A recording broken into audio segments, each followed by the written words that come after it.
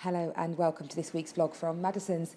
Well, right move, latest data out and lots of news headlines this week about the uncertainty that Brexit is causing in the market. I feel like I've been banging on about this for quite a while now, but now it's official. Transaction levels are down by about 17%.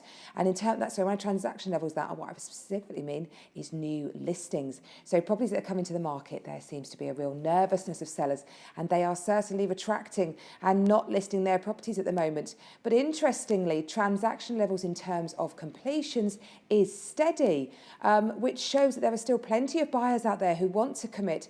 And because therefore you have quite good demand and just simply not enough supply due to those lower listing levels, prices are being held. And actually there was an increase last month between August and September.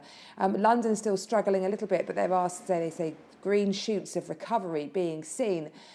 So not so much a buyer's market potentially. I mean, I see that definitely when I get asked a market appraisal, what is the market like? The biggest question I get asked at the moment.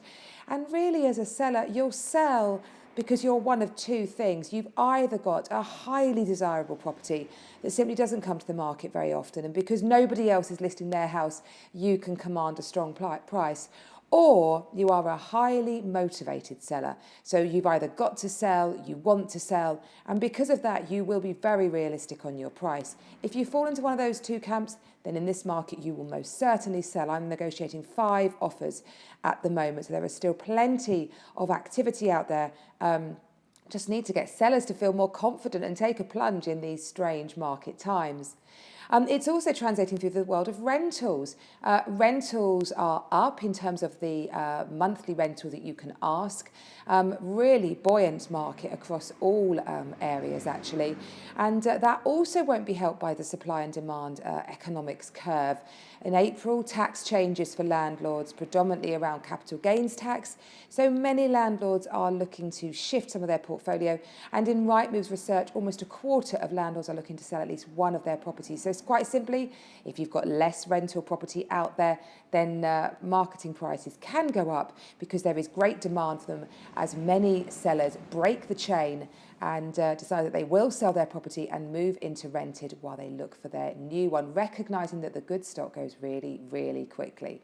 So interesting summary there in my mind of certainly what's going on from a factual level from the news and what I'm seeing locally when I'm out and about. Well, Rightmove have got a wonderful property on their books. It's a fabulous Georgian mansion on the island of Faroe. Faroe is an island in the Thames, and it has just 23 residents. It's a 5-bedroom property with remarkable riverside views, grounds occupying half of an acre, all perfectly manicured, as well as an outdoor swimming pool and a hot tub. It was actually home to the 1960s film stars Ian Hendry and Janet Monroe, and was featured in 2 John Borman semi-autobiographical films, Hope and Glory and more recently Queen and Country in 2014. It's on the market for 2.25 million, has some amazing entertaining spaces, and not to mention a 2-bedroom guest house for friends and family to enjoy. So do have a look at that one. It looks absolutely superb. You can actually only get to it by a boat. I've never sold a property that hits that particular criteria. But one property I am selling at the moment, which is a little bit older than this one.